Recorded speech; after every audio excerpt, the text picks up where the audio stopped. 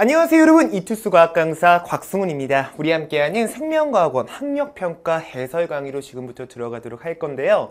우리 고2 친구들 학력평가 딱 보고 나니까 어떠셨나요? 앞에 부분부터 내가 개념이 얼마만큼 좀 잘 익혀져 있었는지 제대로 점검할 수 있는 시간이지 않았을까 싶습니다. 학력평가 해설을 보고 나서 딱 이래서 내가 이 문제를 틀렸구나, 이런 문제는 이런 식으로 내가 개념을 좀 익혀가야 되겠구나, 그런 것들을 여러분이 잘 체크해 주셨으면 좋겠고, 또한 좀 자신감이 혹시 하락된 친구들이 있다면 하락하지 마시고요. 충분히 기회가 있는 시간들이니까 지금부터 열심히 해나가야겠구나 라는 그냥 의지의 시간을 다시 좀 다져보는 그런 느낌들이 있었으면 좋겠습니다. 자, 우리 1번부터 한번 풀어볼게요. 자, 다음은 육상 생활을 하는 사람과 나무 위에서 생활하는 긴팔 원숭이의 손과 발의 특징을 나타낸 것이다. 자, 사람의 손, 발, 그리고 긴팔 원숭이의 손, 발인데 손이 이런 식의 특징을 가지고 있고 발도 이런 식의 특징, 긴팔 원숭이도 손이 이런 식의, 발도 이런 식의 특징을 가지고 있다는 얘기였어요. 자, 이 자료에 나타난 생물의 특성과 가장 관련이 깊은 걸 얘기해달라고 하는데요. 이런 식의 문제가 나왔을 때 얘들아, 긴팔 원숭이도 그렇고 사람도 그렇고 각각 가지고 있는 현재 나의 고유의 구조와 그런 특징이 있다라는 거야. 그럼 이런 현재 나의 구조와 특징은 과거에서부터 내가 지금까지 적응하고 진화해 왔기 때문에 지금처럼 현재의 모습으로 내가 살아갈 수 있는 거거든요. 그러니까 어떤 생물의 고유한 특징, 고유한 구조를 얘기했을 땐 얘들아, 적응과 진화라고 하는 차원을 꼭 여러분이 기억을 하셔야 돼요. 그래서 정답이 뭐가 되셔야 되냐면 5번으로 들어갑니다. 이 5번은 우리가 적응과 진화 공부하실 때 굉장히 중요한 예시로 계속해서 많이 봤던 예시였어요, 사실. 그치? 자, 선인장은 입이 가시로 변해 건조한 환경에서 살기에 적합하도록 적응하고 진화해서 현재와 같은 선인장의 모습을 가지고 있는 겁니다. 네, 여러분 1번부터 4번까지 한번 보실까요? 음식을 짜게 먹으면 물을 많이 마시는 건 왜 그러는 거예요? 우리가 항상성 유지를 하기 위해서. 운동을 하면 근육세포의 세포호흡이래요. 그럼 이건 뭐와 관련된 겁니까? 물질대사와 관련이 된 겁니다. 자, 3번 메뚜기는 변태와 탈피를 하면서 하나의 성충이 된대요. 이 얘기는 뭐가 될까요? 발생이 되셔야죠. 그렇지? 발생과 생장에서의 발생 부분이 되는 겁니다. 자, 정록생명인 어머니에게서 정록생명인 아들이 태어난다는 건 유전과 관련된 얘기를 하고 있는 거네요. 그렇죠? 그렇기 때문에 정답은 5번으로 보겠습니다. 자, 2번 문제 풀어볼까요? 그림 가는 A와 B의 공통점과 차이점을 나는 A와 B 중에 하나를 나타낸 것이다. A와 B는 각각 세균과 박테리오 파지 중에 하나라고 얘기가 나왔거든요. 와, 요거 진짜 우리가 정말 내신 유형으로도 많이 풀어봤었던 문제일 거예요, 여러분. 자, 일단 보시면 두 개가 어쨌든 간에 세균과 박테리오 파지니까 얘는 바이러스라고 볼 수가 있겠거든요. 근데 이 박테리오 파지의 그림 자체를 우리가 굉장히 많이 보셨었잖아요. 얘가 지금 박테리오 파지인 거예요, 그렇죠, 여러분? 그럼 얘가 뭐예요, 지금? 바이러스예요. 그럼 지금 보시면 세포로 구성이란 얘기가 딱 나와 있잖아. 이 세균은 세포로 구성이 되어 있다라고 생각을 하셔야 되고요. 이 세균은 원핵 세포라고 하는 핵이나 핵막이 보이지 않는, 그지? 핵이 존재하지 않는 원핵 세포라고 하는 세포로 구성된 아이가 세균이에요. 근데 이 바이러스라고 하는 건 어떤 세포의 구조다라고 얘기하시면 돼요, 안 돼요? 안 된다라고 공부를 했던 거지. 그렇기 때문에 이 A가 분명한 사실은 뭔지 아니? A가 세균이 되셔야 돼요. 그죠? 그럼 B가 바로 박테리오 파지인 바이러스가 돼야 된다는 사실입니다. 그럼 기억은 지금 세균과 바이러스의 공통점이고 니은 바이러스만의 특징을 얘기하고 있다는 건데요. 이에 대한 설명으로 옳은 것만 한번 골라볼까요? 나는 B다. 그치? 이 나라고 하는 건 박테리오파지, 바이러스였거든요. 맞는 얘기입니다. 자, 니은 핵산이 있으면 기억에 해당된다. 기억은 세균과 바이러스의 공통점이었는데요. 얘네 둘 다 핵산이라고 하는 유전 물질은 가지고 있는 거였어요. 그러니까 이건 공통점에 해당이 됩니다. 자, 스스로 물질 대사를 할 수 없음이래요. 자, 있음이 아닙니다, 여러분. 이거 있음으로 또 잘못 보고 틀린 친구도 좀 있을 것 같은데, 스스로 물질 대사를 할 수 없음은 니은이라고 하는 바이러스만의 특징이 되시는 거죠. 바이러스는 스스로는 못하지만 어떤 숙주세포 내에 들어가서는 물질 대사가 가능했습니다. 그렇기 때문에 맞는 내용이시고요. 기억, 니은, 디귿 다 맞기 때문에 5번으로 체크하도록 할게요.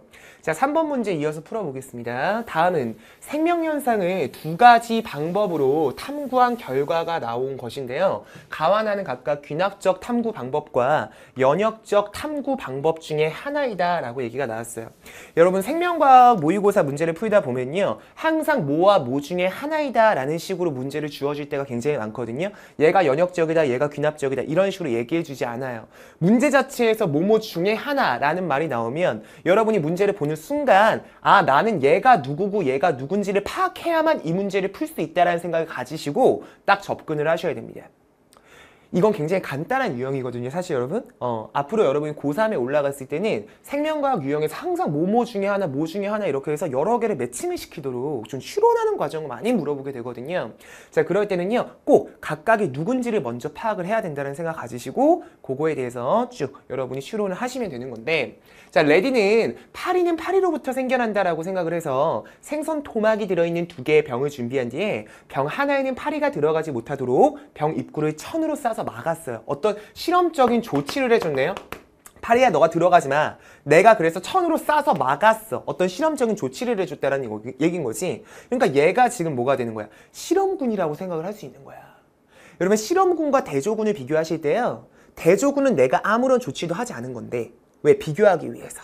근데 실험군이라고 하는 건 내가 어떤 실험적인 조치를 했다라는 얘기예요. 그게 실험군인데 지금 어떤 파리가 못 들어가도록 병 입구를 천으로 막는 실험적인 조치를 했기 때문에 이 기억에 해당하는 게 바로 실험군이다 라고 생각하셔야 되고요. 자, 니은 나머지는 병 입구를 그대로 두어. 이 그대로 두어라는 말이 또 포인트죠, 여러분.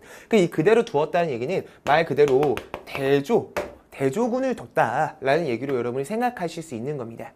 그리고 나서요. 일정한 시간이 흐른 후 니은 조건에서만 파리가 생겼다. 즉 병입구를 그대로 둔 조건에서만 파리가 생겼대요.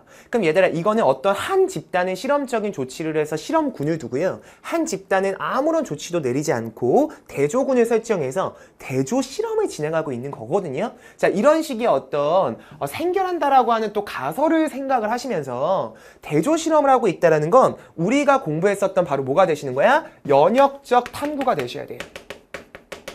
그치? 그리고 다윈은 갈라파고스 군도의 여러 섬에 서식하는 핀치새들의 부리 모양과 크기가 서로 다른 것을 관찰하고 그 다음 섬마다 핀치새들의 먹이가 각각 달라서 핀치새들의 부리 모양과 크기가 다르다라고 하는 관찰을 통한 결론을 내렸대요. 그럼 이거는 뭐가 되셔야 됩니까? 귀납적이에요. 그죠? 관찰을 통한 결론이기 때문입니다. 자, 문제 한번 같이 풀어보도록 할게요. 자, 이에 대한 설명으로 옳은 것만 골라볼 건데 기억은 실험군이다. 자, 기억이 뭐였죠, 여러분? 자, 어떤 병 입구를 천으로 막는 실험적인 조치를 해준 거죠. 그러니까 기억이 여러분들이 실험군이라고 생각을 하셔야 되는 거예요. 그죠? 이거를 대조군이라고 생각한 친구들이 많았을 거야. 실험적인 조치를 했기 때문에 얘가 실험군이야, 얘들아. 그치? 자, 가에서 조작 변이는 파리의 생성 유무이다가 아니라요. 조작 변이는 천으로 입구를 막냐 막지 않냐 라고 하는 게 조작 변인이었던 거예요. 그러면 파리의 생성 유무는 뭐예요? 어떤 실험적인 결과거든요. 그럼 이 실험적인 결과는 얘들아 조작 변인이라고 우리가 얘기하지 않습니다. 이런 건 우리가 종소 변인이다 라는 말을 쓰는 거잖아요. 그죠? 그렇기 때문에 땡이고요. 나는 귀납적 탐구 방법이 맞잖아요. 그죠? 기억과 디귿이 정답이 되셔서 정답 몇 번입니까? 4번으로 체크를 하셔야 되겠습니다.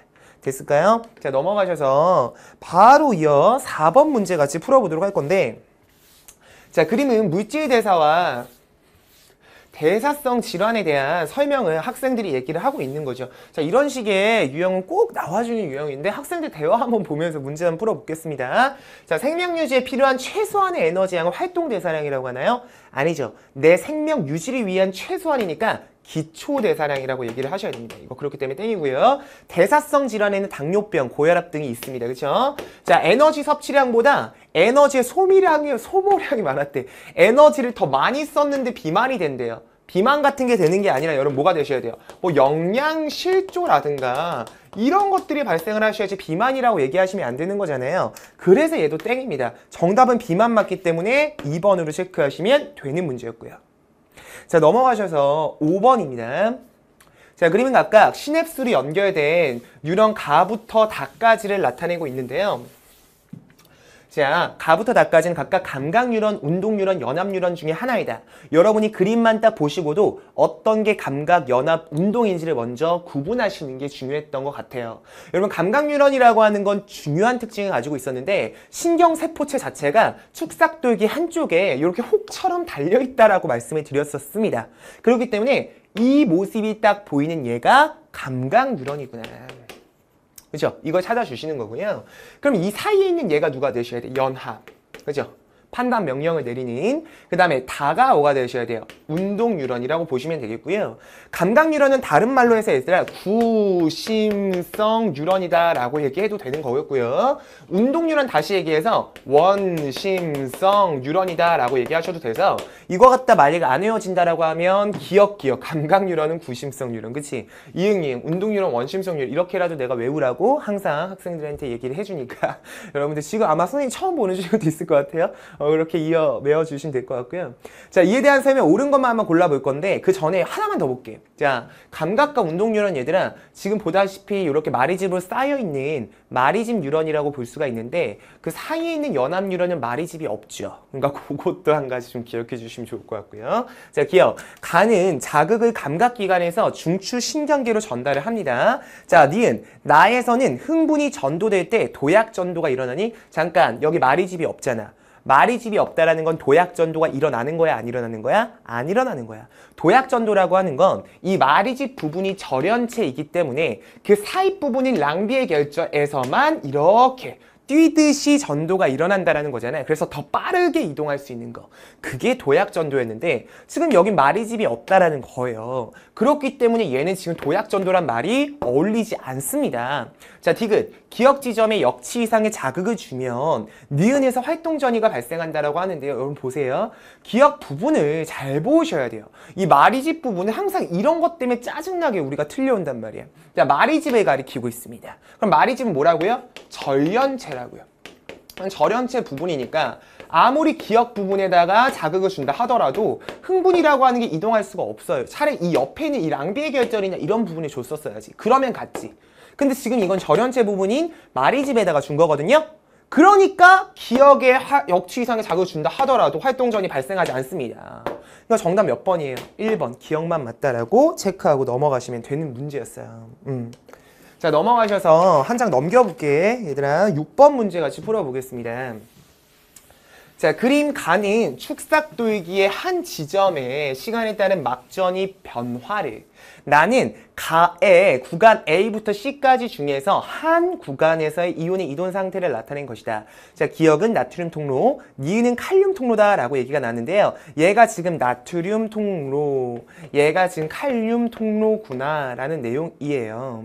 그럼 보시면 얘들아 A, B, C 중에 한 구간이라고 얘기를 하는데 A는 지금 어디냐면 분극이라고 하는 상태가 되셔야 돼요. 그치? 휴지 상태, 휴지전이 나타내고 있는 분극입니다. 자, B에서 막전이가 급격하게 상승을 하고 있네요. 그러니까 B 구간은 여러분 탈분극 구간이다 라고 생각을 할 수가 있을 거고요. C 구간은 막전이가 다시 하강을 하고 있는데요. 그러다 보니까 얘가 재분극 구간이라고 보시면 돼요.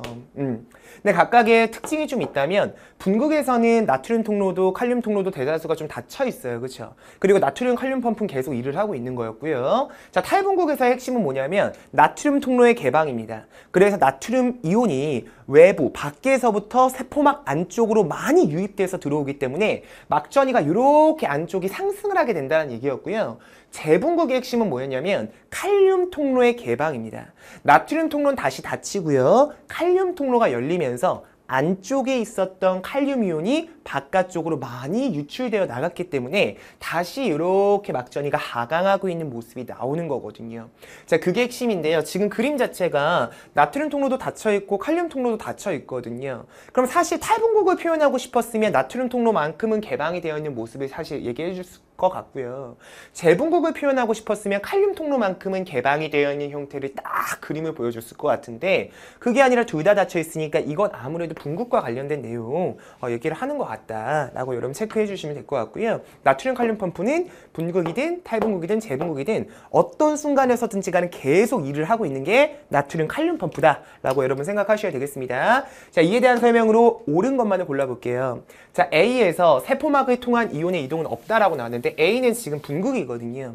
근데 세포막을 통한 이온의 이동이 있어요. 왜? 누구는 계속 일을 하고 있니? 나트륨, 칼륨, 펌프에 대한 내용을 절대 잊으시면 안 됩니다.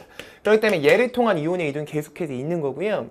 자, B에서 나트륨 이온은 기역을 통해 세포 밖에서 안으로 이동한다라고 얘기가 났는데요. 자, B가 어디예요, 여러분? B에서 탈분극이 일어날 때 나트륨 이온은 기역, 나트륨 통로를 통해 밖에서 안으로 이동한다라고 얘기를 해주고 있네요. 맞는 내용이네요, 그러니. 그치? 자, 디귿 C에서 나와 같은 이온의 이동이 일어난다라고 얘기가 나는데, 자, C라고 하는 건 지금 재분극 구간이거든요. 근데 나와 같은 거는 아니잖아요. 그쵸? 재분극 구간이면 칼륨 통로가 열려야 돼요. 근데 그게 안 열려 있잖아, 지금. 그치? 재분극인데. 땡이에요. 정답 몇 번이에요? 2번으로 체크하시면 되는 내용이네요. 되었을까요? 자, 여기는 이 문제는 사실 크게 많이 어려운 문제는 아닌데 여러분이 공부하셨던 분극, 탈분극, 재분극에 대한 과정을 정확하게 익히고 있었다면 쉽게 딱 맞춰줄 수 있는 내용이었습니다. 자, 넘어가셔서 여러분 7번 문제 같이 풀어볼게요. 자, 이거는 효모의 발효와 관련된 실험인데요. 이거는 여러분 내신 기출에서도 정말 많이 등장을 했었고요. 그렇지? 그러다 보니까 많은 친구들이 한 번쯤은 봤었을 법한 실험이라고 생각이 돼요. 한번 볼게요. 자, 가설. 효모의 세포 호흡에서 발생하는 기체의 양은 음료수에 들어있는 당 함량이 높을수록 증가할 것이다라는 가설을 세웠어요. 즉, 더 진하고 달콤한 그런 음료수면 효모의 세포 호흡에서 발생하는 기체의 양, 이 기체는 아마 CO2가 되시겠죠. 그렇지? 그것이 훨씬 더 많이 증가할 것이다 라고 얘기하는 실험이고요. 실험 과정을 보시면 발효관 A부터 C까지 표와 같이 용액을 넣고 맹관부에 공기가 들어가지 않도록 발효관을 세운 후 입구를 솜으로 막아준대요. 여러분 보시면 이게 지금 맹관부거든요. 그리고 나서 이렇게 공기가 들어가지 않도록 또 솜막으로 막았어요. 그리고 나서 여기 안에 음료가 또 들어가 있다는 얘기지. 자, 발효관 A에는 효모액 20에다가 증류수만 넣었어요. 증류수가 들어갔다는 건 당이 들어가 있는 거야, 안 들어가 있는 거야? 안 들어가 있는 거야. 그러니까 아마도 얘가 기체가 제일 안 발생하겠구나라고 볼 수가 있는 거고. 그 다음 뭐야? 얘는 음료수가 들어가고 얘도 음료수를 같은 양으로 넣어줬거든요. 근데 이 음료수의 당 정도가 어떤 게 더 진한 음료수인지 어떤 게 더 달콤한 음료수인지는 아직 몰라. 근데 효모에 의해 기체가 발생하면 맹간부 수면의 높이가 점점 낮아진다. 왜 낮아질까요? 자, 기체가 발생하면 기체가 이쪽에 모이겠죠, 여러분. 그럼 기체가 모이면서 이 수면은 점점 낮아진다라고 생각할 수 있는 거야. 그러니까 기체가 많이 발생할수록 맹관부의 수면은 점점 낮아진다라고 생각할 수 있는 거지. 자, 그리고 50분의 기체 발생량을 측정을 해봤더니 역시나 증류수는 당이 없기 때문에 기체를 발생하지 않았네요. 근데 B와 C 같은 경우를 봤더니 B는 기체가 굉장히 많이 나왔어요. 얘가 1순위야. 그 다음에 얘가 2순위란 얘기야. 그지? 얘가 제일 많이 나왔다는 얘기는 얘가 그만큼 진한 음료수였다는 얘기죠. 그죠? 자, 그러면 여러분 생각했을 때 얘가 기체가 제일 많이 나왔으니까 B의 맹간부 속에 이 수면의 높이가 더 많이 낮아졌을 것이다. 그죠? 기체가 더 많이 모였으니까 B라고 하는 거에 맹간부 속의 수면이 더 많이 낮아졌을 것이다 라는 것도 예상해 볼 수 있다는 거예요. 오케이. 자, 그럼 보겠습니다. 자, 이 실험에 대한 설명으로 옳은 것만. 자, A는 대조군이다. A는 증류수를 넣었습니다. 그쵸? 대조군이에요. 자, B와 C에서 맹간부에 모인 기체는 CO2가 맞죠? 발효와 관련된 실험입니다. 그치? 그러면 발효라고 하는 이제 약간 산소가 되게 부족한 조건에서 이런 호흡을 통해서도 CO2가 나오게 되실 거니까. 그치? 자, 다해서 맹간부의 수면 높이는 B가 C보다 높다. B가 C보다 높았나요? 아니죠. B가 더 기체가 많이 나오니까 그 수면의 높이는 B가 더 낮으셔야 돼요. 정답은 기억 니은만 맞기 때문에 몇 번? 3번으로 체크하시면 됩니다. 자, 넘어가셔서 8번 문제 풀어볼게요. 그림은 생물체에서 일어나는 물질 대사의 과정을 나타낸 것인데, 자, 기역과 니은은 각각 O2와 CO2 중에 하나이다. 가와 나는 각각 강합성과 세포호흡 중에 하나이다 라고 얘기해주고 있는데, 자, 보시면 나 과정은요 포도당이랑 요 기역이라고 하는 재료가 필요하대요. 포도당이랑 기역이라고 하는 재료를 가지고 뭘 해줬길래 ADP를 ATP를 만들어준대. 그러니까 ATP를 합성하는 과정이란 얘기네. ATP를 합성하는 나라고 하는 과정은 뭐가 되셔야 돼? 세포 호흡이 되셔야 돼요. 그죠? 그럼 잘 봐봐. 이 기역이라고 하는 건 누가 필요한 거야? O2라고 하는 재료가 필요한 거죠. 세포호흡 과정에서는. 포도당과 산소가 만나서 세포호흡을 거쳐서 이산화탄소와 물이 나올 겁니다. 그죠? 니은은 CO2가 될 거고요. 그럼 봐봐. 이 가라고 하는 건 CO2와 물을 재료로 빛에너지를 넣어줬을 때 포도당과 산소를 만들어내는 과정이야. 그럼 얘는 지금 광합성 과정이 돼야 된다. 이걸 먼저 찾아줘야 되는 거지, 얘들아. 기본적으로. 자, 그럼 볼게. 이때 다과정이라고 하는 건 ADP가 ATP가 되고 있는 과정인 거고, 그치? 자, 그때 ATP가 ADP가 될 때는 에너지가 방출이 되잖아요. 그러면서 그 에너지를 통해 다시 생명활동을 해준다. 라고 지금 보는 과정인 거거든요. 여러분 그럼 볼게요. 이에 대한 설명 옳은 거. 기억은 O2, 니은은 CO2이다. 맞는 내용이네요. 자, 그 다음 니은, 가는 이화작용에 해당이 된다. 자, 가는 광합성이죠. 여러분 어떤 걸 합성하는 거, 뭐 단백질 합성, 광합성 이런 건 이화라고 공부하지 않았어요. 우리가 동화라고 공부했습니다. 땡이죠. 자, 다과정에서 에너지가 방출된다라고 하는데 여러분 보세요. 자, 다는요. ADP라고 하는 거는 지금 아데노신에다가 인산기가 2개만 붙어있는 형태가 되는 건데 얘는 지금 3개가 붙어있는 형태라고 보셔야 되거든요. 그러니까 여기에다가 인산이 하나가 더 붙어야 얘가 되는 거지.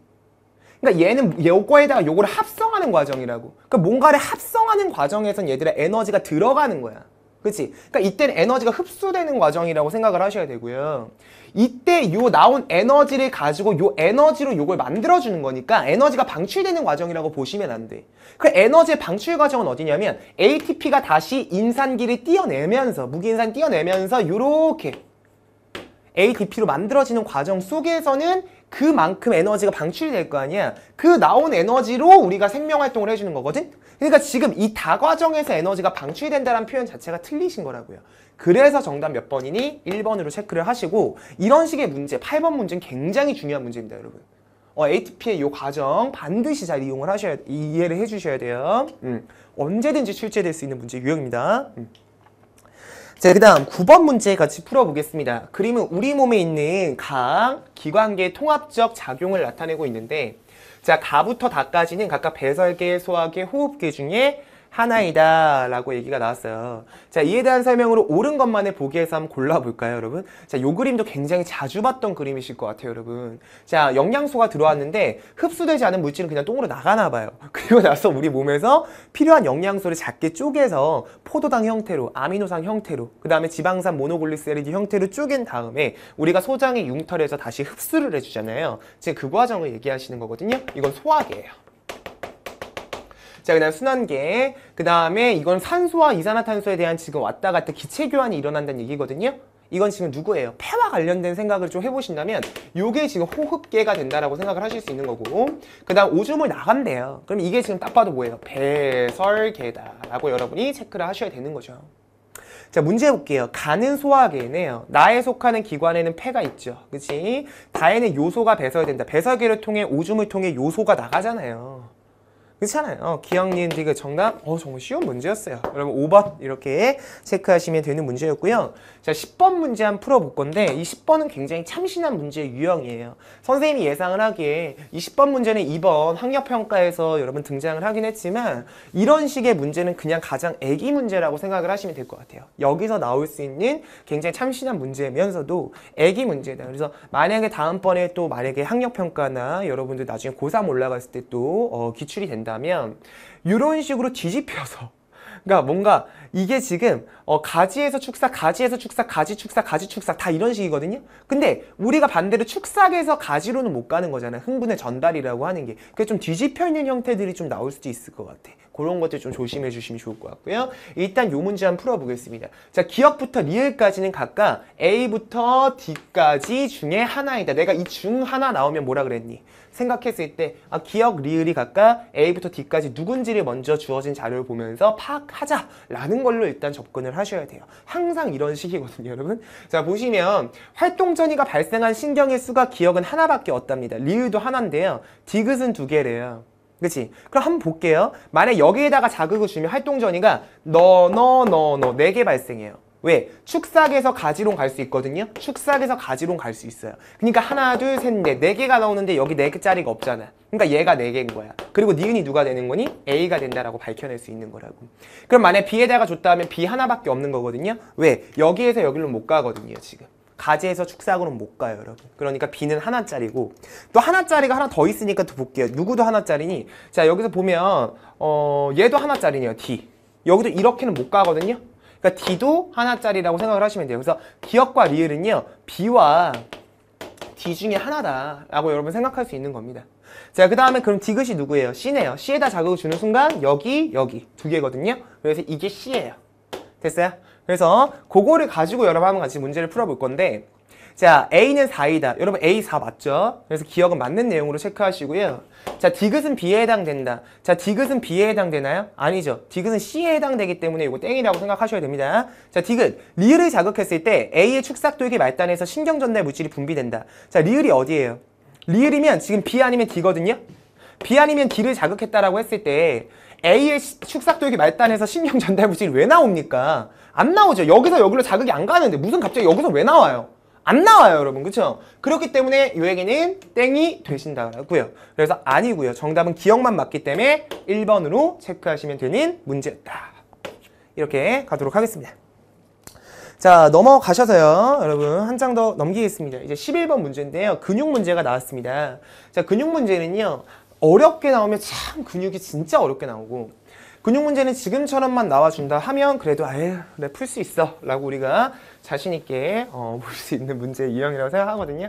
아직은 그래도 고2 학력평가 수준이기 때문에 여러분들에게 이 근육 문제에 대한 정말 어려운 수준까지 요구하고 있지는 않아요, 여러분. 그러니까 우리 이런 문제 정도는 지금 한번 충분히 이해시켜 드릴 테니까 같이 한번 풀어보자고요.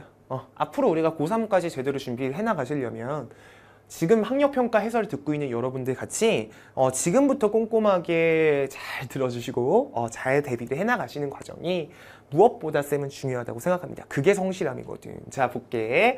그림 가는 팔을 굽힐 때 근육 A와 B를, 그러니까 이건 A 뭐 이런 식으로 여기 부분 B 이런 식으로 자 A B입니다. 자, 그랬을 때 자, 나는 근육 원섬유 마디의 구조를 나타낸 것이다.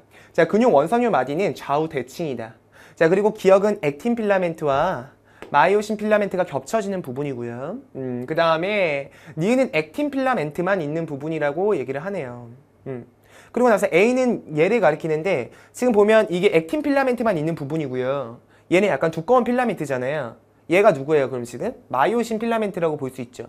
그럼 마이오신이 약간 두꺼운 거고요. 액틴이 얇은 겁니다. 자, 마이오신 많이 묵었다 아이가, 그죠? 많이 두꺼운 애요. 액틴 필라멘트가 얇은 애고요. 그거 좀 체크해 주시고, 자, 보겠습니다. 자, 이에 대한 설명 옳은 것만 골라볼 건데 A는 골격근이다라고 얘기 나왔는데요. 그러면 근육 A는 지금 이 뼈에 붙어서 우리의 뭐 수위 운동을 조절해주는 근육이에요. 그러니까 A는 지금 골격근이 아니라고 할 수 없습니다. 골격근이잖아요. 당연한 얘기고.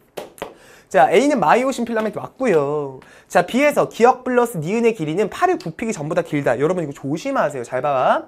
기억 플러스 니은을 해볼게요. 여기가 기억이면 잘 봐. 이 기억 좀 옮겨볼게요. 여기도 똑같이 기억이지. 그치? 얘도 기억, 얘도 기억이잖아. 야, 좌우 대칭이니까. 근데 봐봐. 그럼 내가 이 기억 플러스 니은을 해볼게. 기억 플러스 니은 하면 여기서부터 시작해서 이렇게 겹쳐지는 부분 기억에다가 니은 여기까지 다 합친 거야. 그치? 그럼 기억 플러스 니은이 뭐야 지금? 액틴 필라멘트 자체의 길이거든요? 근데 여러분 액틴 필라멘트 자체의 길이는 변하지 않아요. 변하지 않아요. 우리가 근육이 수축을 한다는 거는 이 액틴 필라멘트가 마이오신 필라멘트 쪽으로 더 끌려 들어오는 거야. 이 마이오신 필라멘트가 내가 에너지를 소모해서 액틴 필라멘트를 끌고 온다고. 그래서 얘네 자체의 길이는 변하지 않지만 액틴 필라멘트가 끌려온다고. 이게 근육 수축의 원리고 요걸 활주설이라고 부르는 거였죠. 액틴 필라멘트 자체의 길이나 마이오신 필라멘트 자체의 길이는 변하지 않습니다, 여러분. 그렇기 때문에 기억 플러스 니은의 한 값이 바로 액틴 필라멘트 자체의 길이라는 거 여러분 파악을 해보신다면 이 디귿 보기는 틀린 거죠. 전부 다 기다란 말이 안 되시는 거죠. 그대로셔야죠. 그래서 정답이 기억 니은만 하셔서 4번이라고 체크를 하면 되는 문제였습니다. 되셨죠? 자, 넘어가셔서 12번 문제 같이 풀어볼게요. 그림은 중추신경계의 일부 구조를 나타낸 것인데 기억부터 리을은 각각 간내, 대내, 연수, 중간내 중에 하나다. 자, 이에 대한 설명으로 옳은 것만을 보기에서 있는 대로 골라볼게요. 자, 기억엔 시상하부가 있다. 자, 일단 뇌 문제가 나왔을 때 항상 얘가 간내, 뭐 얘가 중간내, 얘가 뭐 연수, 얘가 뭐 대내 이런 식으로 써주지 않아. 절대로. 지금처럼 기억, 니은, 디귿, 리을로 나오거나 A, B, C, D 형태로 나올 거야. 그러면 일단 뇌 구조의 그림을 보는 순간 너네는 요 뇌가 무슨 뇌인지를 아셔야 되고요. 그 각각의 뇌의 특징, 뇌의 어떤 기능들이 여러분이 익혀주셔야 된다는 거예요. 그럼 일단 기억은 누굽니까? 감뇌가 맞거든요. 감뇌인데 감뇌는 다시 시상이라고 하는 부분과 감뇌는 시상하부라고 하는 부분이 있어서 시상은 그냥 어떤 신경이 지나가는 통로로서 그냥 작용하는 부분이라면 시상하부라고 하는 건 항상성 조절과 관련해서 뭐 자율신경도 조절하고 그죠? 뭐 호르몬도 조절하고 내분비계도 관여한다는 얘기야. 관여한다는 얘기야. 자, 그게 시상하부잖아. 그지? 그러니까 감뇌는 시상과 시상하부로 나눠지니까 맞는 얘기시죠. 그지? 자, 니은과 디귿은 뇌줄기에 속한다. 니은, 이거 지금 뭐예요? 중간뇌. 디귿, 연수잖아요. 그지? 중간뇌, 그 다음에 여기 약간 볼록하게 나온 부분 보이지, 얘들아? 이걸 뇌교라고 불러. 그래서 중간뇌, 뇌교, 연수, 중뇌연. 이거 뇌줄기예요. 그죠? 그러니까 맞는 얘기시죠. 자, 리을의 겉질은 회색질이다. 여러분, 대뇌 있잖아요. 이 대뇌는 우리가 겉질과 속질로 나누자면 이 겉질이 회색질이에요. 그리고 속질이 백색으로 뽀얘. 아유, 백색질 이렇게 공부를 하셨습니다. 그렇죠? 근데 회색질이라는 건 얘들아 뭐가 많이 모여있기 때문에 회색질이냐면 여기에는 신경세포체가 많이 있기 때문에 회색질이라는 거고요.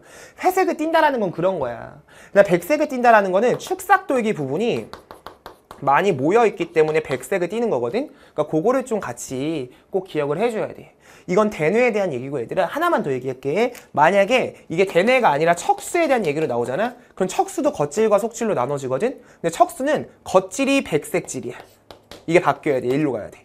겉질이 백, 속질이 회색질이야. 그 말은 얘가 신경세포체, 얘가 축삭돌기. 이렇게 아셔야죠. 백색이니까 축삭돌기, 회색질이니까 신경세포체가 많이 있는 부분이다. 이렇게. 그래서 대뇌와 척수는 겉질, 속질의 색깔이 다르다. 라고 그거 한 가지도 다시 한번 좀 기억을 해보겠습니다. 그래서 리을의 겉질은 회색질이다가 맞는 내용이거든요. 정답은 기억, 니은, 디귿 하셔서 5번으로 체크하시면 돼요. 자, 넘어가셔서 13번 문제 풀어보겠습니다. 자, 그림은 정상인의 항상성 조절에 관여하는 두 가지 작용을 나타내고 있는데요. 그럼 보시면 가와 나는 각각 신경세포체, 아니 뭔 소리야. 신경과 호르몬에 의한 작용 중에 하나이다 라고 나와요. 지금 분비세포가 어떤 물질을 분비해서 혈관이래 여기가. 그치? 혈액으로 분비한다는 얘기입니다. 그럼 이걸 딱 보는 순간 얘가 지금 호르몬과 관련된 얘기를 하고 싶은 거구나. 이걸 딱 여러분이 찾아줬어야 돼요. 왜? 호르몬이라고 하는 건 내분비샘에 속합니다. 내분비계. 그 얘기는 혈액으로 분비가 되셔야 돼요. 호르몬은. 그러니까 우리가 외분비샘이라고 하는 게 있고 내분비샘이라고 하는 게 있는데 이 내분비샘은 분비관이 따로 없어. 그러니까 혈액으로, 혈관으로 바로 이 자기가 만든 분비 물질을 여기로 분비한단 말이야. 혈관으로. 근데 우리가 뭐 소화샘이나 아니면 뭐 침샘이나 이런 것들은 분비관이 따로 있잖아. 그렇지? 이런 것들 소화관을 통해 내보내고 막 이러잖아. 그러니까 이런 분비관이 따로 있는 게 외분비샘이야. 근데 이게 지금 혈관 딱 나왔다라는 건 그 내분비샘에 대한 얘기를 하고 싶은 거거든요. 그러니까 이건 지금 호르몬과 관련된 얘기예요. 그 다음 얘는 지금 뉴런이잖아요. 딱 봐도. 그러니까 얘가 신경이네요.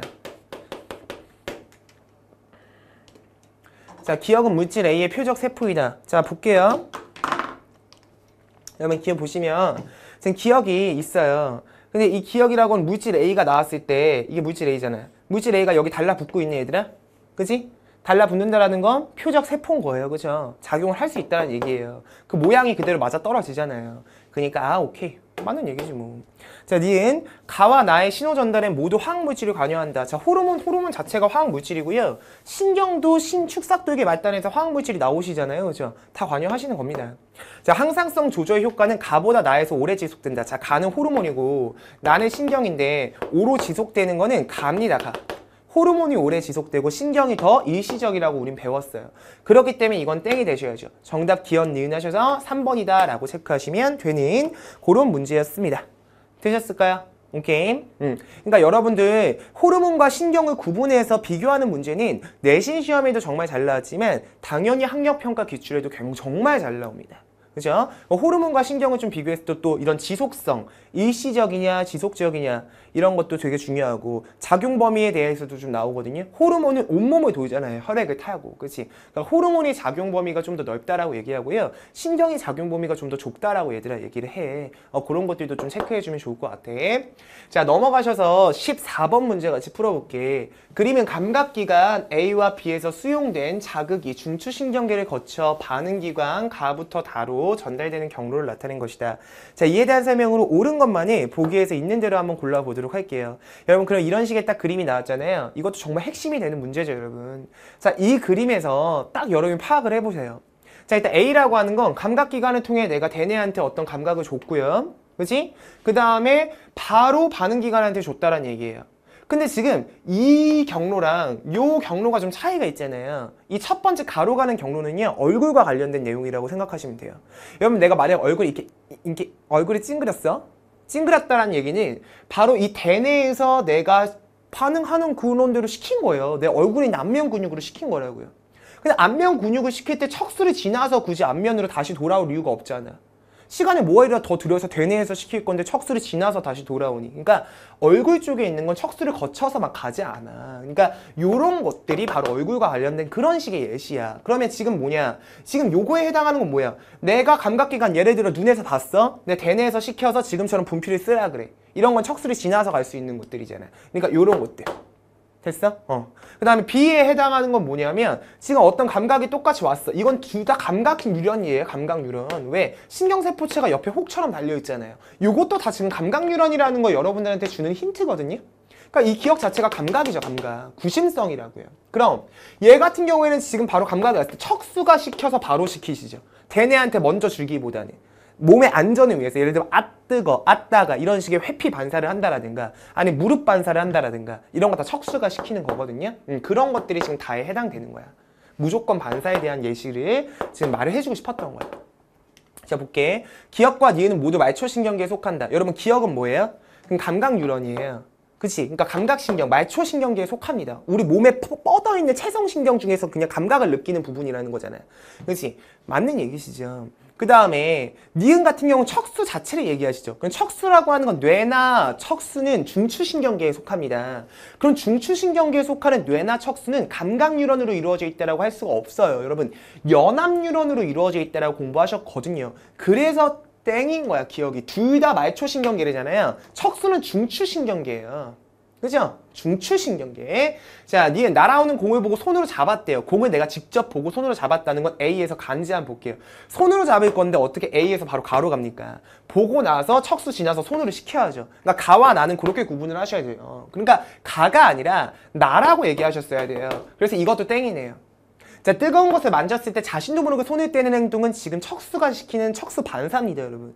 그럼 B, 그 다음에 바로 다 이렇게 척수가 시켜서 그 과정이네. 그러니까 요건 맞네. 정답은 2번. 디귿만 맞습니다. 디귿만. 오케이. 자, 넘어가셔서 15번 문제 같이 풀어보도록 할 건데요. 그림은 방광과 연결된 신경을 나타낸 것이다. 자, 신경 X와 Y는 각각 교감신경과 부교감신경 중에 하나입니다. 자, 교감신경, 부교감신경은 자율신경들이에요, 여러분. 이거 꼭 기억해 주시고요. 이에 대한 설명 옳은 것만 보기에서 한번 골라볼게요. 일단 여러분 딱 어떤 게 교감이고 어떤 게 부교감인지를 먼저 좀 익혀주셔야 될 것 같은데 그림만 보셔도 딱 알 수가 있어요. 자, 여기를 신경절이라고 부르죠, 우리가. 이 신경절 이전 뉴런이 더 길고 신경절 이후 뉴런이 좀 더 짧아요. 신경절 이전이 더 긴 거에 갖다가 우리가 부교감 신경이라고 부르고요. 지금처럼 신경절 이전 뉴런이 더 짧은 걸 벌써 급하잖아. 막 신경 처음부터 짧아. 신경절 이전 뉴런이 더 짧은 거 우리가 교감신경이라고 불러요. 그리고 진짜 지금 보다시피 이 부교감신경이든 교감신경이든 얘네는 운동신경 두 개로 딱 이루어져 있어요. 운동뉴런 두 개로 이렇게. 그지? 운동뉴런 하나, 두 개, 운동뉴런 하나, 두 개 이렇게 이루어져 있는 애들이야. 자, 보겠습니다. 자, 신경 X는 부교감신경이다. 맞죠? 자, 기억과 니은의 말단에서 분비되는 신경전달 물질 이거 갖다 잘 물어보시죠. 자, 부교감신경은요. 신경절 이전이나 이후나 둘 다 누가 나와? 아세틸 콜린이 나오는 게 부교감이에요. 근데 교감은 어떠냐면 신경절 이전에는 똑같이 아세틸콜린이 나와주나 신경절 이후에서는 여기가 참 특이하게 교감은 얘만 다르게 누가 나와요? 노르에피네프린이라고 하는 게 나옵니다. 근데 지금 기역과 니은은 어쨌든 교감신경한테 있어서도 신경절 이전 뉴런이잖아요. 그러니까 기역과 니은에서는 신경전달 물질이 같게 나오시죠. 아세틸콜린으로. 그러니까 맞는 내용입니다. 자, 디귿. 신경 Y가 흥분하면 방광이 수축한다. 여러분 이거 조심하시라고 내가 수업 시간에도 항상 말하는 내용인데 교감신경 흥분하면 방광 확장되시는 거야. 방광이 확장되면서 배뇨작용이 억제되시는 거라고요. 오케이? 방광도 놀래서요. 방광도 확장되시는 거예요. 그거 조심하시라고. 알겠니? 너네 가끔 영화 보고 이러면 진짜 무섭거나 막 긴장하거나 막 이랬을 때 갖고 오줌 싸고 막 이런 거 나오잖아. 만화나 특히 이런 데서. 그러니까 니네가 교감 때문에 이거 방광 수축해서 오줌 나가 이렇게 생각을 해. 오줌 나가는 포인트를 조금 더 기억해봐. 자, 이렇게 그냥 오줌 나가는 포인트를 우리는 그냥 외우기 쉽게 이렇게 기억할게. 긴장이 풀릴 때 살았다 하면서 교감이 아니라 살았다 하면서 오줌 나간다고 생각하세요. 알았어요? 그러니까 방광은 커져. 교감일 때. 이거 수축이 아니야. 그래서 땡이에요. 정답 기억 니은 되셔서 3번으로 고르도록 하겠습니다. 자, 몇 문제 안 남았어요, 얘들아. 16, 17, 18, 19, 20 5문제 남았다. 자, 한번 나가볼게요. 16. 아마 뭐 인덱스 기능을 통해서 또 선택적으로 보고 있는 친구들도 있을 것 같아요. 자, 그림은 저온 자극이 주어졌을 때 체온 조절 과정의 일부를 나타낸 것이다. 저온 자극인데 체온 조절 중추에서 이제 내하수체를 시킵니다. 그러면 내하수체에서 내분비생 기역을 또 시켜서 뭐 티록신이 나온대요. 그럼 티록신을 내보내는 내분비생 기역이 누군지를 보셔야죠. 얘는 갑상샘이죠. 티록신은 갑상샘에서 나오는 거였으니까 일단 요거 봐주셔야 되는 거였고, 티록신의 역할은 세포호흡을 촉진시키는, 즉 물질대사를 촉진시킵니다. 그렇죠? 그 다음에 여러분 체온 조절 중추의 정체가 누군지도 한번 생각하신다면 당연히 항상성 유지와 관련된 거니까 간뇌예요. 간뇌 중에서도 누가 최종 보스니? 간뇌의 시상하부라고 생각을 하셔야죠. 그러니까 얘는 지금 시상하부가 된다라고 보시면 되고, 시상하부가 내하수체를 시켜서 내하수체가 또 갑상샘이 또 티록신을 내보내고 뭐 이런 식인 거예요. 자, 이에 대한 설명 옳은 것만 한번 골라볼까요? 자, 기역은 갑상샘이다. 맞고요. 체온 조절 중추는 간내의 시상하부시죠. 피부 근처 혈관의 수축은 열 발산량을 증가시킨다. 피부 근처 혈관이 수축되면 얘들아 어때? 혈관이 요만큼 만약에 팽창되어 있던 게 혈관이 이만큼으로 수축을 했다는 얘기야. 그래서 수축이 됐으니까 그만큼 열 발산이 많아져, 적어지는 거야. 그래서 우리가 추울 때는 얼굴이 창백해지잖아. 그러면서 이제 열 발산을 좀 막아주려고 한다는 거지. 내가 추우니까 열이 나가면 안 되니까. 그렇지? 그러니까 이거는 열 발산 증가시킨다는 표현이 틀렸어. 기억 니은만 맞아서 3번으로 정답 고르시면 되겠습니다. 되셨을까요? 자, 넘어가셔서 17번 문제 같이 풀어보도록 하겠습니다. 자, 그림은 말초신경계에 속하는 신경 A부터 C까지를, 그리고 간은 칠판에 그린 신경 B와 C의 일부가 지워진 부분이고, C강분하면 위운동은 억제된다. 자, C강분하면 위운동은 억제된다. 이런 말들이 사실 어떤 문제에서 붙었어요, 여러분. 이런 붙은 말들이 절대로 가볍게 여기시면 안 돼요. 여러분, 내신 시험이 됐든 학력평가 기출이 됐든 특히 학력평가 기출에서는 거의 오류가 없잖아요. 그렇죠, 여러분? 자, 이런 문제들에서 여러분에게 만약에 1부터 5까지의 정보를 줬대요. 근데 내가 1부터 3까지의 정보만 문제를 보고 풀 수 있는 문제들이 굉장히 앞으로 가면서도 되게 없을 거야. 이런 식의 문제들은 거의 없어요. 1부터 5까지의 문제를 정보를 줬다라는 건 하나도 빠짐없이 다 쓰라고 준 거예요. 괜히 너네한테 아무거나 던져줘 놓고 너네가 필요한 것만 찾아서 뽑아서 써 라는 식으로 문제를 내지 않아. 괜히 헷갈리게 내가 더 많이 줄 테니까 그 중에 필요한 거 요런 건지 니네가 파악해서 쓰라는 식의 문제가 나오겠니? 아니야. 줬다는 얘기는 이걸 보셔야 돼요. 이 얘기를 왜 하냐면 이걸 못 보시면 이 문제 못 풉니다, 여러분. 근데 이런 작은 정보 하나를 굉장히 간단하게 여기시는 친구들이 많기 때문에 앞으로 문제를 풀어나갈 때도 우리는 정말 작은 정보 하나라도 이렇게 생각을 해야 돼. 이거 가지고 내가 이 주어진 정보를 못 쓰면 반대로 오히려 문제를 못 푸시는 거야. 그러니까 그렇게 그 정도로 여러분 체계적으로 봐주셔야 돼요. 자, 보겠습니다. 중추신경계 자 A에서 뻗어나가는데 피부네요. 여러분 보시면 그다음에 이게 지금 중추신경계신데 지금 이거는 피부에서 중추신경계로 자극을 전달할 겁니다. 이거 지금 혹처럼 달려있는 거 보이시죠? 이거 감각뉴런이거든요. 그죠? 그러니까 이거는 지금 온몸에 뻗어있는 체성신경계예요. 체성신경계. 그 중에서 이제 감각. 내가 몸에서 이제 감각을 느끼고 있는 부분이라고 생각하시면 돼요. 피부에서. 자, 그러면 다리의 골격근이잖아. 이건 뭐야? 내가 다시 운동신경이잖아. 이거는 내가 중추신경에서 운동뉴런을 통해. 그치? 다리의 골격근 가실 거잖아. 근데 여러분들이 이 문제를 많이 틀리셨을 거야. 이 문제는 정말 디테일한 개념을 요구하는데 여러분이 학습했었던 정말 디테일한 개념이 뭐였냐면 우리 몸에서 내가 감각을 느끼고 어떤 행위, 운동을 시킬 때 그 감각 뉴런과 운동 뉴런 이게 하나로 연결되어 있어요. 하나로. 지금 무슨 얘기냐면 하나야. 여기 사이에 시냅스가 없어요. 이 사이에 뭔가 흥분의 전달 이런 개념이 없다고. 자, 흥분의 전달이 있으려면 축삭두기 말단에서 시냅스 소포가 세포 밖과 융합하면서 막 화학 전달 물질, 그 신경 전달 물질이 막 나가서 막 이렇게 그 다음 가지돌기에서 수용체에서 받아들여서 탈분국 다시 일으켜서 막 이렇게 가셔야 되잖아. 흥분의 전도보다 흥분의 전달이 시간이 더 걸려요. 그러니까 우리가 빨리빨리 있어야 되잖아. 그러니까 받아들일 때도 하나의 뉴런으로, 갈 때도 하나의 뉴런으로야. 그러니까 이건 하나의 뉴런만으로 이루어져 있다는 내용을 여러분이 공부하셨던 거예요. 그렇기 때문에 이 디테일을 모르셨으면 문제를 틀리셨을 거예요. 이거 꼭 기억하시고요. 자, 그 다음에 이건 위에 작용을 한다는데 얘가 작용하면 위 운동이 억제된대요. 그럼 위 같은 어떤 우리 몸의 장기에 연결되어 있는 게 누군지 아니? 대다수? 자율신경계예요. 교감신경, 부교감신경. 아까 방광도 얘기했지만 교감신경 나오면 방광 확장, 부교감신경 나오면 방광 수축, 뭐 교감 나오면 동공 확장, 부교감 나오면 동공 수축 이런 식이야. 위도 마찬가지거든. 우리가 긴장하고 막 이러시면 소화가 잘 돼요? 안 돼요? 안 돼요. 근데 막 진짜 편안하게 잠자리에서 잠을 잔다라고 하면 전날에 내가 곱창 시켜 먹고 족발 시켜 먹고 막 닭꼬치 시켜 먹고 요즘 내가 시켜 먹는 것들 아무튼 그런 것들 시켜 먹는다고 했어도 푹 자고 나면 다음날 배가 고파서 엄마를 찾죠. 그렇잖아. 엄마 맛있는 거 좀 줘요. 아침 주세요. 이런 식으로. 그렇잖아. 배가 고프거든요. 즉 부교감 신경이 나오면 소화에 대한 그 촉진이 돼요. 편안하게 소화가 된다고. 침도 왕성하게 나오고 막 잘 때 막 침 계속 나오고. 근데 어때? 교감신경이 나오면 침 분비도 억제되시고 소화 운동도 잘 안 되시는 거예요. 그러니까 위 운동을 억제한다는 얘기는 소화를 약간 억제한다는 얘기가 되시는 거죠. 그렇지? 그러니까 얘는 지금 교감이에요. 교감. 자율신경계 얘기한 거였어요. 그렇지? 자, 보겠습니다.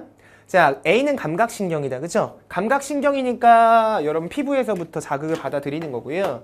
B의 가부분엔 시냅스가 존재한다. 자, B의 가부분엔 시냅스가 있으면 돼? 안 돼? 안 되죠. 하나로 이루어질 때 그랬잖아. 그래서 아니에요. 자, C는 부교감이 아니라 교감입니다. 정답 1번. 자, 넘어가셔서 18번 문제 같이 풀어볼게요. 자, 그림은 호르몬 분비 조절 방식 중에 하나를 얘기하고 있고 표는 호르몬 디귿의 분비량에 따라 호르몬 기억과 니은의 분비가 촉진되거나 억제되는 경우를 나타낸 것이다. 그럼 볼게요, 여러분. 자, 디귿의 분비량이 부족했어. 그러면 호르몬 기억의 분비가 어떻게 될까? 디귿이 이거잖아.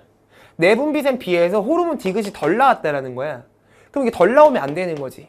우리 몸의 항상성을 위해서. 그러니까 시상하부가 야 덜 나오지만 너 좀 일 좀 많이 해 하면서 이게 많이 나오시는 거죠. 더 많이 자극을 해야 되니까 얘를. 그럼 얘가 그 다음 얘를 자극하고 그래서 얘가 이렇게 나오는 거잖아. 뭐 예를 들면 이런 식이지. 간내 시상하부가 뇌하수체를 자극하면 뇌하수체 전엽에서 갑상샘 자극 호르몬이 나와서 갑상샘을 자극하고 갑상샘에서 티록신이 나오면 티록신은 표적기관에 작용한다. 이런 식인 거야. 그치? 그러니까 요런 개념이라 본다면 부족하면 얘가 많이 나오면 얘도 많이 나오시는 거죠. 그러니까 얘는 플러스가 되셔야 돼요. 만약 과다했대요. 과다하면 얘가 지금 너무 많이 나왔다는 얘기인 거잖아.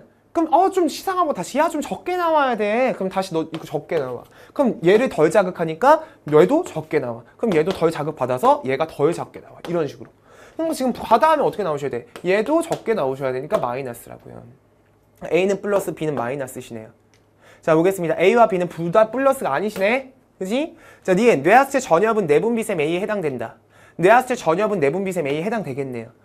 시상하부, 뇌하수체 전엽, 뭐 갑상샘, 티록신 이런 식의 경우들이 있으니까, 그치? 그러니까 맞는 내용이시네요. 그죠? 자, 기억과 니은은 기량작용을 한다. 잠깐. 기억과 니은이 기량작용을 하는데 있어 보여. 뭔가 괜히 맞는 것 같아. 그래서 고른 친구들 많을 거야. 야, 기량작용이라고 하는 건 뭐냐면 한 기관 내에 서로 반대되는 작용을 한다라는 거야. 한 조직이나 기관 내에 어떤 반대되는 작용을 하는 거. 예를 들면 교감신경, 부교감신경 같은 방광인데 반대작용을 하죠. 같은 동공인데 반대작용, 같은 위인데 반대작용, 또는 인슐린과 글루카곤 간에서 포도당을 만들어 주거나 아니면 포도당을 다시 글리코젠으로 합성해서 좀 줄여주거나, 그러니까 간 기관에 대해 한 기관에 대해 반대작용을 하는 애들, 이런 게 기량작용이야. 근데 지금 얘네는 서로 간의 기량작용이 아니잖아. 서로 반대되는 작용을 하는 애들이라고 볼 수 없는 거잖아. 그렇기 때문에 기량작용이란 말이 틀렸어. 정답은 니은만 맞아서 2번 이렇게 고를게. 자, 19번 문제 같이 풀어보겠습니다. 아마 이 19번 문제가 여러분 오답률이 좀 비교적 높지 않을까 하는 생각이 들어요. 자, 그림 가와 나는 각각 건강한 사람이 탄수화물 위주의 식사 나왔어, 얘들아. 야, 식사를 하면 뭐가 올라가겠니? 혈당이 올라가죠, 여러분. 혈당이 올라가면 혈당을 낮춰야 되니까 어떤 호르몬이 많이 나와야 돼? 인슐린이 많이 나와야 돼. 이거 기본 지식이야. 딱 기억해야 돼. 만약에 이 문제가 이런 식으로 나오지 않고 학력평가 기출 다음번에 만 이런 식으로 나올 수도 있어. 탄수화물 위주의 식사가 아니라 엄청 격렬한 운동을 했다라고 너네한테 문제를 낼 거야. 그럼 격렬한 운동을 했다라고 했을 때는 어떤 일이 벌어지니? 오히려 혈당이 떨어지죠. 그러니까 그때는 내가 혈당을 높이는 작용이 굉장히 필요하다라는 거지. 그치? 그런 식의 문제가 나올 수 있어요. 그러면 혈당을 높이려면 그때는 누가 필요해? 글루카곤이 필요해. 이런 식이야. 근데 이 문제는 어쨌든 인슐린이 사실 필요한 상황인데 지금 포도당 농도 변화는 가에서 나타내고 있는 거고 지금 어떤 혈당량 조절에 관여하는 호르몬 A인데 얘는 인슐린 아니면 글루카곤이겠지? 그 호르몬의 농도 변화를 나타내는 게 나예요. 호르몬 A는 이자에서 분비된다니까 호르몬 A가 인슐린인지 글루카곤인지 먼저 밝혀주는 게 되게 중요할 것 같아. 근데 지금 당연히 식사 후니까 포도당은 올라가요. 그럼 이때 갑자기 호르몬 A가 인슐린이 많이 나와야 되고 글루카곤은 적게 나와야 되거든요. 근데 이때에 맞춰서 호르몬 A는 적게 나온대요. 인슐린이면 많이 나와야지 포도당을 낮춰줘야 되니까. 근데 호르몬 A가 적게 나온대요. 즉 혈당을 올려주는 호르몬이 적게 나온대요. 그 얘기거든요. 그러니까 호르몬 A는 누가 되셔야 돼요? 아, 그래서 얘가 글루카곤이 돼야 되는 상황인 거구나. 됐니? 자, 그럼 보겠습니다. A는 이자의 베타세포가 아니죠. 자, 여러분 우리 이자에서는요, 이자섬이라는 것이 있어. 이자에는 그 어떤 세포들이 섬처럼 모여있는 그런 형태들이 좀 있단 말이야. 란게르한스 섬이라고 해가지고. 근데 그 섬에 있는 세포들 중에 뭐 이 알파세포라고 하는 것이 있고 그다음 베타세포라고 하는 것이 있거든요. 근데 이 알파세포에서 누가 나오냐면 글루카곤이라고 하는 혈당을 높여주는 호르몬이 나오는 거고요. 베타세포에서 누가 나오는 거냐면 인슐린이라고 하는 혈당을 낮춰주는 호르몬이 나오시는 거예요. 그래서 어떻게 혈당을 높여주냐? 얘는 간이라고 하는 표적 기관에서 글루카곤은 자 글리코젠이라고 하는 걸 뭐로 만들어줘? 포도당으로 만들어줘요. 이 글루카곤이 글리코젠을 포도당으로 만들면서 혈당을 높여주는 거라면 인슐린은 무슨 작용을 하느냐? 인슐린은 포도당을 다시 간에서 글리코젠으로 만들어요. 그래서 혈당을 낮춰준다고요. 그런 식의 작용이라는 얘기야. 자, 그걸 생각하신다면 여러분 보세요. 자, 이제의 베타가 아니라 알파세포입니다. 얘는 글루카곤이기 때문에 A는, 그치? 자, A의 혈액 내 포도당 농도는 감소한다가 아니라 A는 글루카곤이니까 A가 작용을 하면 포도당 농도는 올라가신다라고 생각을 하셔야 돼요. 그래서 땡이고요. 자, 디귿. 구간 T에서 포도당이 글리코젠으로 합성된다. 구간 T가 어디예요? 여기죠.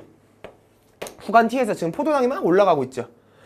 자, 글루카곤으로 내려가지만 인슐린은 어땠을까? 인슐린 그래프는 따로 나오지 않았지만 인슐린은 올라갔겠지, 얘들아. 그러니까 이때는 인슐린에 의해서 포도당이 글리코젠으로 합성이 되고 있는 거죠. 그러니까 맞는 얘기입니다. 정답은 3번. 됐을까? 자, 그다음 20번 문제 같이 보도록 하겠습니다.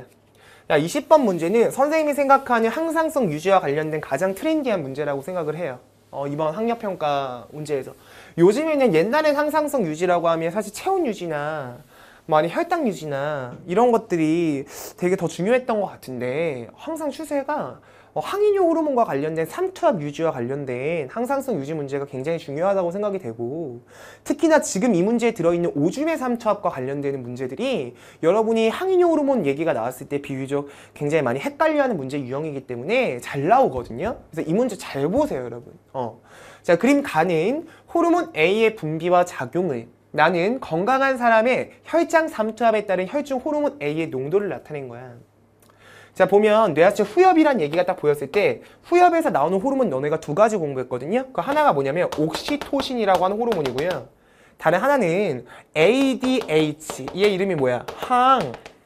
항이뇨 호르몬이라고 하는 거 두 가지로 공부하셨거든요. 근데 얘가 나왔을 때 콩팥에 작용을 한다는 얘기니까 이건 ADH 항이뇨 호르몬일 거예요. 얘 작용은 뭐냐면 항이뇨야. 오줌아 나가지마. 오줌아 나가지마 항이뇨. 그럼 오줌이 안 나가려면 콩팥에서 물의 재흡수를 촉진해준다고. 그게 항이뇨 호르몬의 작용이란 말이야. 오케이? 그래서 우리 몸의 삼투압을 조절시켜주는 아이인 거야. 그럼 보면 혈장 삼투압이 어때요? 이렇게 혈중 A의 농도가 되는 건데 이렇게 가면 그래프 잘 봐. 이렇게 X축으로 많이 커지면 커질수록 혈장 삼투압이 크다는 얘기지. 그 혈장 삼투압이 이 정도면 뭐 이게 좀 작으면 한 요 정도로 작으면 혈중 A, 즉 항이뇨 호르몬 농도도 그렇게 증가하지 않아. 근데 우리 몸의 혈장 삼투압이 높아졌어. 그 말은 우리 몸이 짜졌다는 얘기지. 이렇게 가면 갈수록 우리 몸의 혈장 삼투압이 높아지는 거거든 지금. 우리 몸이 짜지면 혈중 A, 항이뇨 호르몬의 농도도 점점 어떻게 되는 거야? 올라가는 거야. 우리 몸이 짜지니까 물의 재흡수를 많이 해야 되거든. 그런 상황인 거야.